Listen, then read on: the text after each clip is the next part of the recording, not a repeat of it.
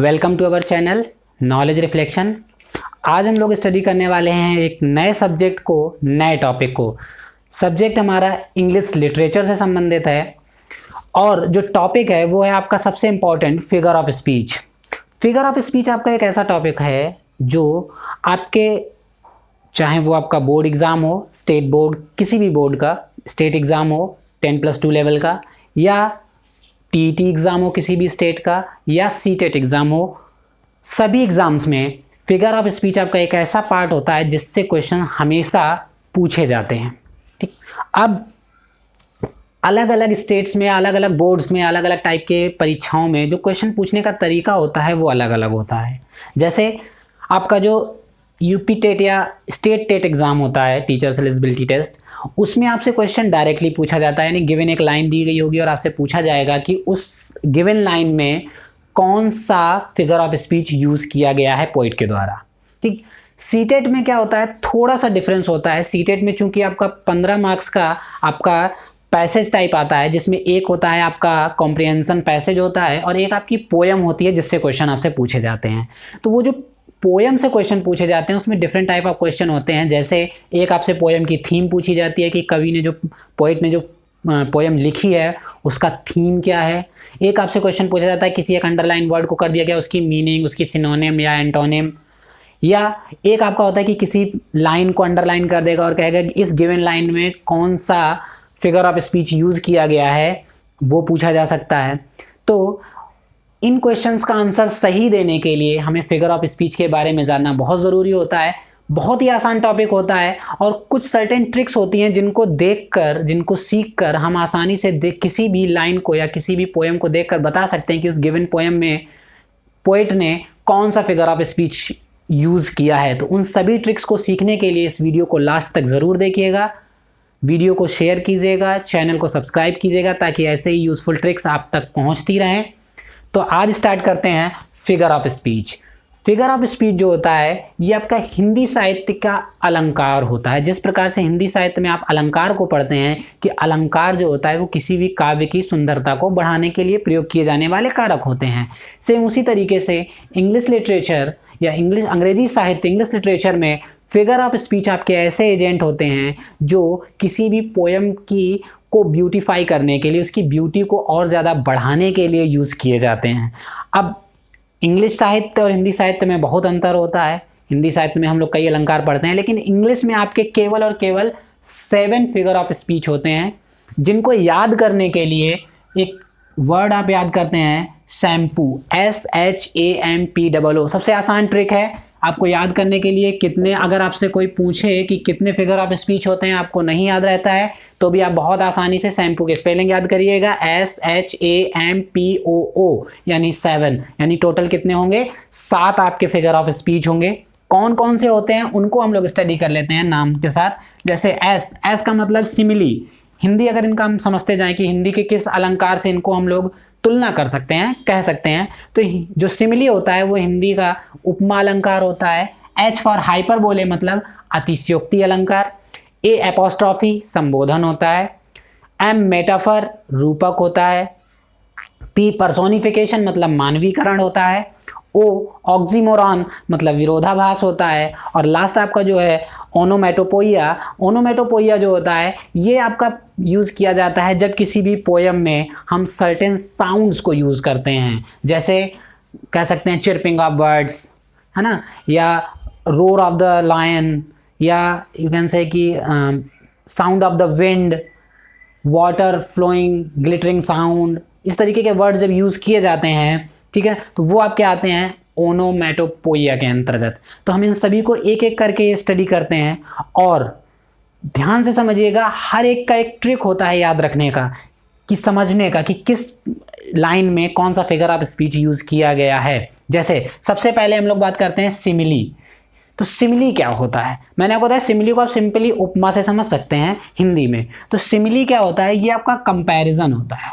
Simile जो होता है वो एक प्रकार से कंपैरिजन होता है बिटवीन टू डिसिमिलर थिंग्स। दो डिसिमिलर थिंग्स के बीच में जो कंपैरिजन होता है वो आपका सिमिली कहलाता है। But having at least one thing common, यानी दोनों में कोई ना कोई एक समानता भी होनी चाहिए, तभी हम उसकी तुलना कर रहे होंगे, तो हम उसको कहेंगे सिमिली। जैसे एग्जाम्पल की बात करें तो एग्जाम्पल एक हम सबसे आसान एग्जाम्पल लिखते हैं, जैसे life is like a dream. Life is like a dream, यानी हमारी लाइफ की तुलना, लाइफ मतलब जीवन, जीवन की तुलना किससे की गई है? स्वप्न से की गई है। जीवन की तुलना स्वप्न से की गई है, तो वहां पर कौन सा अलंकार होता है? सिमिली। ठीक, तो जीवन की तुलना आपके स्वप्न से की गई, जीवन आपकी एक अलग चीज है, स्वप्न आपका एक अलग चीज है, दोनों की तुलना की गई है, तो वहां पर सिमिली। और सिमिली को पहचानने का तरीका या ट्रिक, अगर हम बात करें सिमिली को कैसे पहचानेंगे, तो ट्रिक क्या होती है? जहां पर भी आपका सिमिली यूज किया जाएगा वहां पर तुलना करने के लिए एज, लाइक या सो इन शब्दों का यूज जरूर होगा जिससे तुलना की जा रही हो। जैसे यहां पर लाइफ की तुलना ड्रीम से की जा रही है और इसके साथ एक वर्ड यूज किया गया है लाइक, है ना। इसी तरीके से आपके अलग अलग शब्दों का यूज किया जा सकता है, जैसे life is like a red red rose. ठीक, यानी लाइफ जो है वो किसकी तरह है? एकदम रेड रेड रोज की तरह है। तो लाइफ की तुलना रोज के साथ की गई है। अब यहां पर एक वर्ड आपका है लाइक, है ना। तो जहां पर लाइक शब्द या सो शब्द या एज शब्द का प्रयोग किया जाएगा वहां पर आपका कौन सा अलंकार होगा? सिमिली होगा, यानी फिगर ऑफ स्पीच जो यूज किया जाएगा वो सिमिली होगा। तो जो आपकी ट्रिक है वो सो, लाइक या एज, कहीं पर भी अगर दो शब्दों के बीच में या दो वर्ड्स या दो अलग अलग डिसिमिलर थिंग्स के बीच में सो, लाइक या एज शब्द आ जाए तो इसका मतलब है कि वहां पर हमारा जो आपका फिगर ऑफ स्पीच यूज किया गया है वो सिमिली है। दूसरा मैंने आपको लिखा है मेटाफर। मेटाफर जो है, सिमिली और मेटाफर में बहुत माइनर सा डिफरेंस होता है। सबसे ज्यादा गलतियां होने के चांसेस आपके जो होते हैं वो इन्हीं दो में होते हैं। तो मेटाफर जो होता है ये अप्लाइड सिमिली होता है, अप्लाइड सिमिली, है ना। तो अप्लाइड सिमिली का मतलब क्या होता है कि दो वस्तुओं के बीच में तुलना की जाती है, बिल्कुल सिमिलर, जैसे ये की गई है वैसे ही तुलना की जाती है, लेकिन इन शब्दों का यूज नहीं किया जाएगा। यानी अगर एज, लाइक और सो इनका प्रयोग ना किया जाए और सेम सेंटेंस लिखा हो जो आपका सिमिली में है, तो वो आपका मेटाफर हो जाएगा। जैसे अगर हम इसी सेंटेंस को ऐसे लिख दें, लाइफ इज अ ड्रीम, तो पूरा सेंटेंस वही है, लेकिन बस क्या नहीं है? एज, लाइक और सो शब्द का प्रयोग नहीं किया गया है। तो जब भी इन शब्दों का प्रयोग ना किया जाए तो वो आपका जो फिगर ऑफ स्पीच बन जाता है वो आपका मेटाफर कहलाता है। और मेटाफर की एक डेफिनेशन भी कही जाती है, metaphor is a applied simile. Metaphor को हम लोग क्या कहते हैं? अप्लाइड सिमिली कहते हैं, जहां पर तुलना तो की जा रही होती है लेकिन उसको पूर्ण रूप से मान लिया जाता है। तो वहां पर जो तुलनात्मक शब्द होते हैं एज, लाइक या सो, इनका प्रयोग नहीं किया जाएगा। तो बिना इनके जो प्रयोग किया जाएगा वो मेटाफर, और जहां पर इनका प्रयोग हो जाएगा वो आपका सिमिली। स्टार्ट। नेक्स्ट आपका फिगर ऑफ स्पीच है पर्सोनिफिकेशन। पर्सोनिफिकेशन को हम लोग हिंदी में कहते हैं मानवीकरण। तो मानवीकरण का मतलब क्या होता है? किसी भी निर्जीव वस्तु को, है ना, किसी भी एक ऐसी वस्तु को जो नॉन लिविंग थिंग है उसको इस तरीके से एज्यूम किया जाता है कि वो एक लिविंग थिंग के रूप में प्रकट की जाए। याद रखिएगा, कभी भी किसी एक लिविंग को दूसरे लिविंग के रूप में नहीं माना जाता है। पर्सोनिफिकेशन में हमेशा किसी नॉन लिविंग थिंग्स को ऐसे ट्रीट किया जाता है कि मानो वो क्या है? एक लिविंग ऑब्जेक्ट है, उसके पास इंटेलिजेंस है अपना, वो सोच सकता है, कुछ भी हो सकता है, मतलब वो बिल्कुल इस तरीके से बिहेव कर रहा है मानो कि वो क्या है? एक लिविंग ऑब्जेक्ट है। जैसे एग्जाम्पल की बात की जाए, कह दिया जाए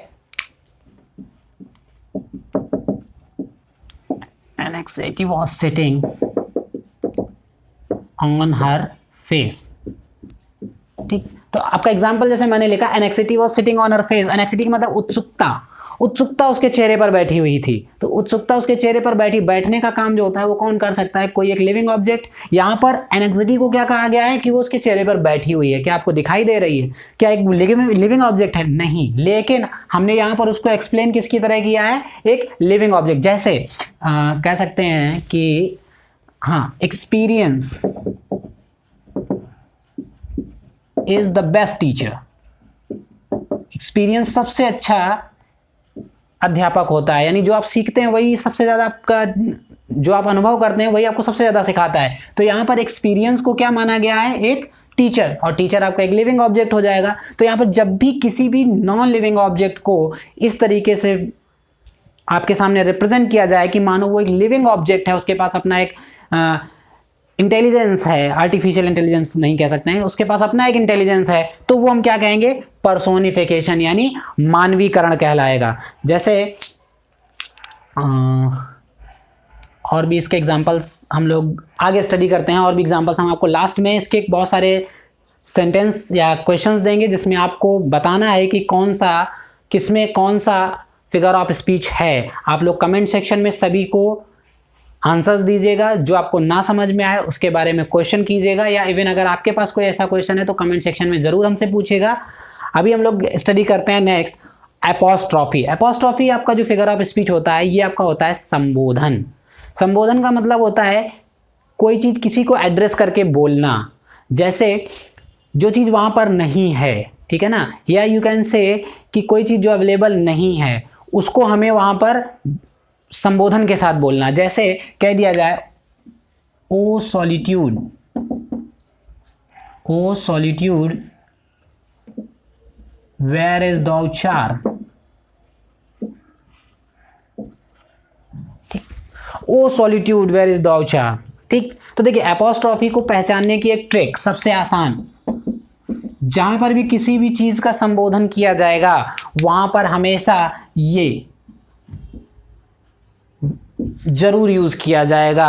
इसको हम लोग कहते हैं एक्सक्लेमेटरी मार्क, ये संबोधन के लिए यूज किया जाता है। जैसे ओ सॉलिट्यूड, है ना, सॉलिट्यूड का मतलब होता है अकेलापन, है ना। वेयर इज दाउ चार्म, तुम्हारा आकर्षण कहाँ है, ठीक। तो किसी एक ऐसी चीज को, जैसे एक पोयम है आपकी ओ कैप्टन माय कैप्टन, ठीक है ना, तो O captain my captain, O captain my captain, इस तरीके से आपकी एक पोयम है, ठीक है ना, जो कि आपके इंग्लैंड सॉरी अमेरिका यूएसए के किसी आपके एक युद्ध के ऊपर लिखी गई थी, है ना। और उसमें जब वहाँ के प्रेसिडेंट मर जाते हैं तो उनके लिए लिखी गई थी ओ कैप्टन। वो अवेलेबल नहीं है, लेकिन जो पोएट है वो कह रहा है ओ कैप्टन माय कैप्टन, वो अपने कप्तान को बुला रहा है जो कि वहाँ पर नहीं है। लेकिन पहचानने का तरीका आपका, जहां पर भी आपका एपोस्ट्रॉफी वर्ड का, एपोस्ट्रॉफी फिगर ऑफ स्पीच का यूज किया जाएगा वहां पर एक्सक्लेमेशन मार्क जरूर आएगा, ठीक। ऑक्सीमोरॉन, ऑक्सीमोरॉन का मतलब होता है विरोधाभास, है ना, ये हमने आपको अभी पहले भी बताया, विरोधाभास, ठीक। तो विरोधाभास का मतलब क्या होता है? एक ही लाइन में, एक ही पोयम में दो ऐसे वर्ड्स का यूज किया जाए जो जस्ट एक दूसरे के अपोजिट हो, यानी एक दूसरे का विरोध कर रहे हो, ठीक है ना। तो वहां पर आपका जो होता है वो होता है ऑक्सीमोरॉन। जैसे कह दिया जाए this is an open secret, open secret. अब यहां पर देखिए दो शब्द हैं, एक है ओपन और एक है सीक्रेट, है ना। सीक्रेट मतलब क्या होता है? रहस्य। ओपन मतलब खुला हुआ। अब खुला हुआ रहस्य मतलब जो सबको पता हो ऐसा रहस्य, है ना। तो ये दोनों वर्ड जो हैं वो एक दूसरे के क्या हैं? अपोजिट हैं। जैसे आपने एक पोएम पढ़ी होगी, हैविंग नथिंग ही हैथ ऑल, है ना, शायद character of A happy life poem है राइटर्स की, उसमें ये वर्ड आता है हैविंग नथिंग ही हैथ ऑल। इसका मतलब है हैविंग नथिंग, कुछ ना होते हुए भी, ही हैथ ऑल, उसके पास सब कुछ है। तो कुछ नहीं है, सब कुछ है, दो वर्ड्स जो एक दूसरे के जस्ट क्या हैं? विरोधाभासी हैं, जस्ट अपोजिट हैं, ठीक। वो आपका क्या कहलाएगा? ऑक्सीमोरॉन कहलाएगा। Next figure of speech hyperbole. Hyperbole को हमने आपको बताया अतिशयोक्ति। अतिशयोक्ति का मतलब क्या होता है? किसी चीज को बहुत बढ़ा चढ़ा कर कहना, ठीक। तो अतिशयोक्ति में होता है जब भी किसी पोएम में कोई ऐसे वर्ड्स यूज किए जाएं जो वास्तविक स्थिति से हमेशा बढ़ा चढ़ा कर के कहें, ठीक है ना, तो वो आपका क्या कहलाता है, हाइपरबोले कहलाता है। जैसे कह दिया जाए सी वेप्ट ओशियन ऑफ टीयर्स, उसने रो रो के आंसुओं का समंदर बहा दिया, है ना, तो ओशियन ऑफ टीयर्स, इतना कोई नहीं रो सकता है कि समंदर भर जाए, लेकिन कहने का मतलब है बहुत ज़्यादा रोना। तो किसी भी चीज़ को हम जब बढ़ा चढ़ा कर कहते हैं तो वहाँ पर आपका कौन सा अलंकार होता है, जैसे एक आपका है Belinda smiles and whole world was gay, है ना, sorry, Belinda smiles and the whole world was gay, यानी बेलिंडा मुस्कुराई और सभी उसके प्यार में पागल हो गए, ठीक। तो ये किसी भी जो वास्तविक स्थिति है ना, उससे बहुत ज़्यादा बढ़ा चढ़ाकर कहना। जैसे एक आपका कहा जाता है reverse of blood, reverse of blood flowed in the battle, यानी रिवर्स ऑफ ब्लड का मतलब खून की नदियां बह गई, युद्ध में खून की नदियां बही, तो रिवर्स ऑफ ब्लड, है ना। किसी भी चीज को क्या करना, बढ़ा चढ़ाकर को कहना। Belinda smiles whole world was gay, she wept ocean of tears, तो यहाँ पर क्या, जो भी चीज हो रही है, ठीक है, बहुत ज्यादा रोई, लेकिन उस चीज को हम लोग बहुत ज्यादा, हद से ज्यादा बढ़ाकर कहना अतिशयोक्ति कहलाता है। इसके बाद लास्ट आपका जो आपका आता है वो आपका होता है ओनोमेटोपोइया। ओनोमेटोपोइया का मतलब होता है आपका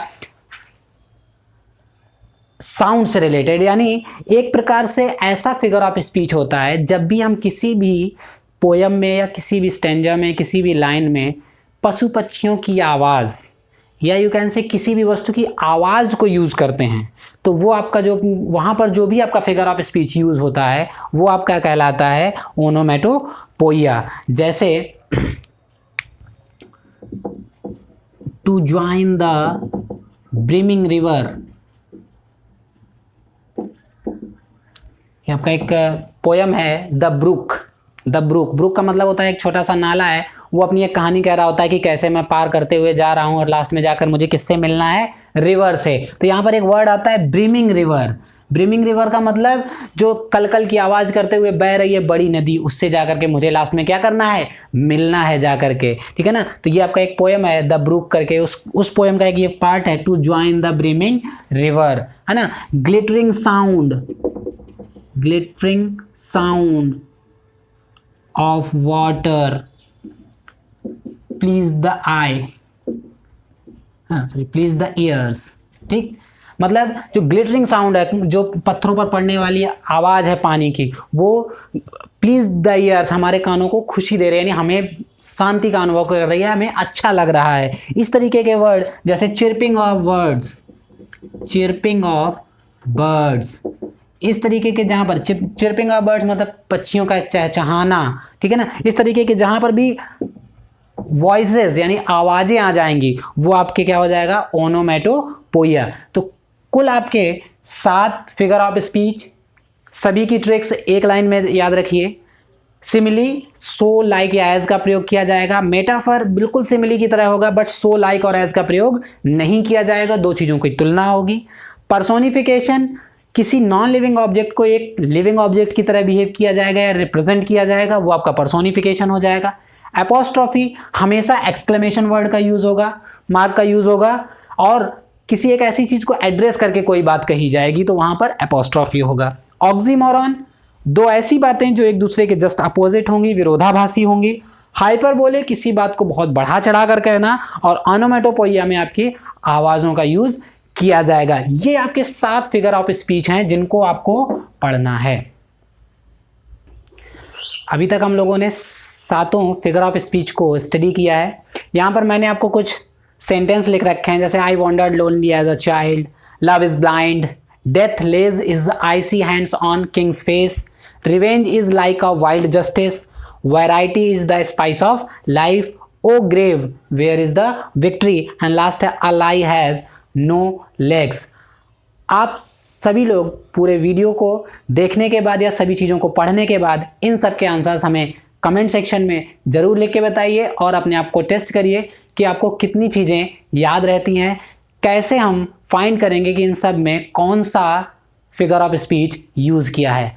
वीडियो को लाइक कीजिएगा, शेयर कीजिएगा और जिन भी लोगों ने अभी तक हमारे चैनल को सब्सक्राइब नहीं किया है उसे नॉलेज रिफ्लेक्शन चैनल को सब्सक्राइब ज़रूर कर लें। Thank you.